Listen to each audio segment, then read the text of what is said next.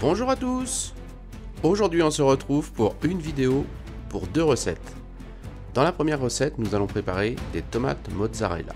Vous allez voir, c'est frais, c'est excellent. Et pour la seconde recette, nous allons faire un ossobuco de dinde. Et là aussi, on va se régaler. Alors en attendant, ce que vous pouvez faire, c'est vous abonner, nous laisser un petit commentaire et pensez à activer la cloche pour les futures recettes. Allez, on va commencer avec les tomates mozzarella. Nous allons nous occuper d'abord de notre oignon. On va les ciseler finement. Voilà, on réserve. À présent, nos tomates qu'on a bien lavées, on va les couper en rondelles. Pas trop épaisses. Alors c'est une recette rapide, hein, et puis c'est une recette de saison. Donc, un petit peu de fleur de sel sur les tomates, c'est pour faire ressortir l'eau. Un petit peu d'estragon.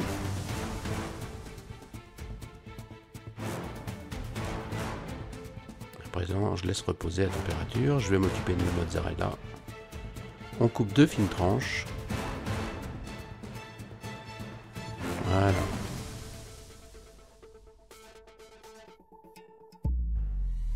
Donc 15 minutes de repos, ça fait ressortir l'eau des tomates.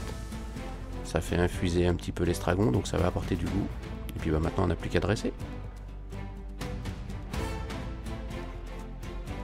Vous voyez, c'est tout simple, hein. Je rajoute mes oignons par-dessus. C'est vraiment quelque chose de rapide, de très bon et de très simple. Un petit filet d'huile d'olive.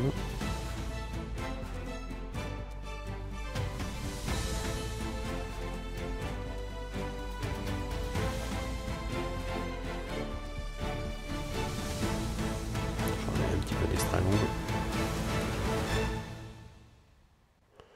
Ben voilà, c'est prêt. On n'a plus qu'à passer à table.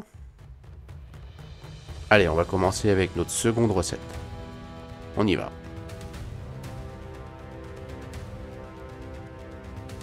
Voilà, je vous montre comment moi je l'ai dressé. Alors, on va s'occuper de nos carottes. On les coupe en rondelles pas trop épaisses.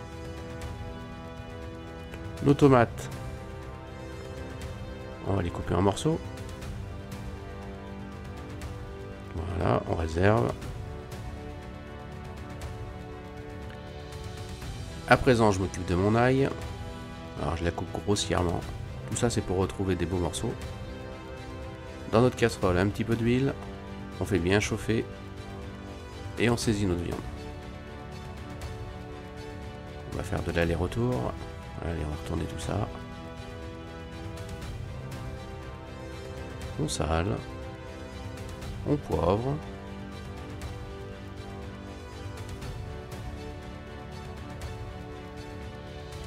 Du laurier.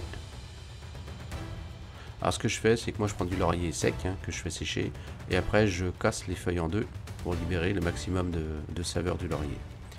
Donc là je singe, c'est-à-dire que j'ajoute ma farine. On va faire cuire notre farine sur nos morceaux de dinde. Donc la farine va servir de liant pour la sauce. J'ajoute mon ail, mes carottes, mon romarin. On mélange bien. Les tomates.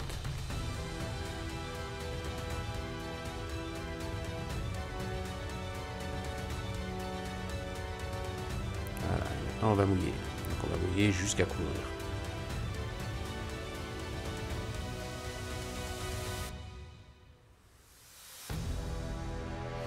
Et voilà, on couvre bien les morceaux de viande.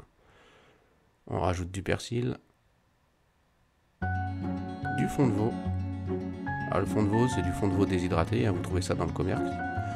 Ou alors vous prenez des cubes or, donc c'est parfumé au volaille, au veau, et il y en a même au fumet de poisson. Un petit peu de sel, un petit peu de poivre. On remélange. Voilà. Maintenant, on va pouvoir laisser cuire. Donc là, vous voyez, ça bout. Il y a une écume qui se forme dessus, donc ça, on l'enlève.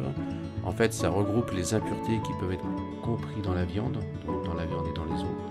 Voilà, donc là, on écume. Et après, on va faire cuire à frémissement. Voilà, ça c'est bon.